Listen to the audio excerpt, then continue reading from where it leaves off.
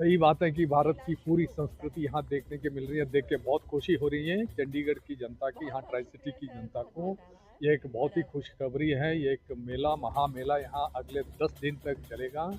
यहाँ हस्तकला, हस्तशिल्प और उसके साथ ही लोक नृत्य, लोक संगीत और उसके साथ ही हैंडलूम्स का, हैंडीक्राफ्ट्स का, सभी चीज़ों का यहाँ प्रस्तुतिकरण होगा। उसके साथ ही यहाँ खान पान का भी आना, हमारे देश के 22 राज्य और केंद्र शासित प्रदेश के कारीगर, 600 से ज़्यादा कारीगर यहाँ इसमें भाग लेंगे। अगले 10 दिन तक चलेगा और हर संध्या काल में यहाँ एक विशेष म्यूजिकल प्रोग्राम होगा। उसमें जाने माने हस्ती उसमें भाग लेंगे।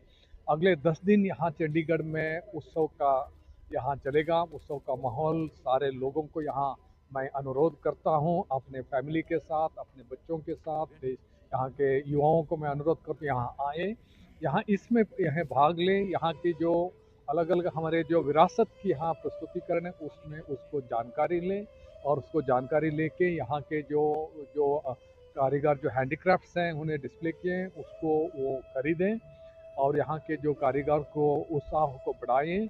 म्यूजिकल फेस्टिवल में यहाँ पार्टिसिपेट करें, आनंद लें। ये उत्सव को सब जनता यहाँ मनाए, मैं सबको अनुरोध करता हूँ। बहुत बहुत धन्यवाद सर। लोकल फॉर वोकल जिस तरह से प्रधानमंत्री का एक नारा है वही यहाँ पर देखने को मिल रहा है। कश्मीर से लेकर कन्याकुमारी तक सभी हस्तकला यहाँ पर देखी।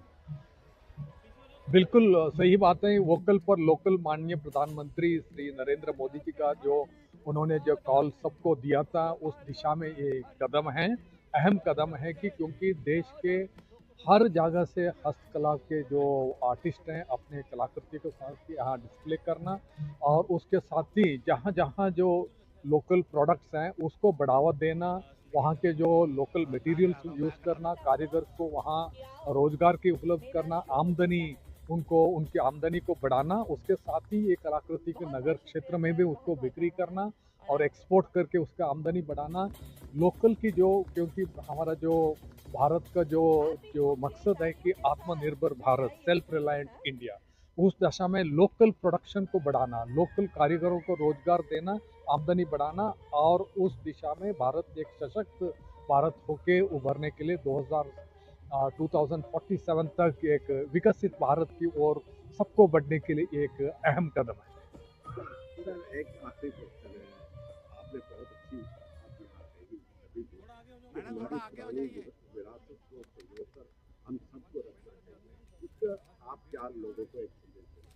बिल्कुल सही बात है कि हमारी जो सभ्यता है बहुत पुरातन सभ्यता है। हमारे जो म्यूज़िक है, हमारा डांस है, हस्तकला है, हैंडलूम्स हैं या खान पान हैं या ड्रेसिंग का जो अलग अलग तरीके हैं, ये एक बहुत ही पुरातन है। बहुत ज़्यादा विविधता है भारत में, अलग अलग क्षेत्र में, अलग अलग जगह, कोने कोने में विविधता है।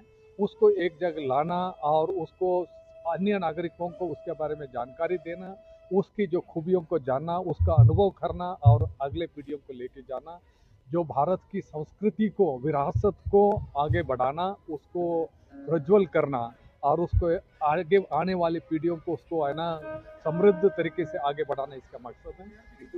थैंक यू, बहुत बहुत धन्यवाद आपको।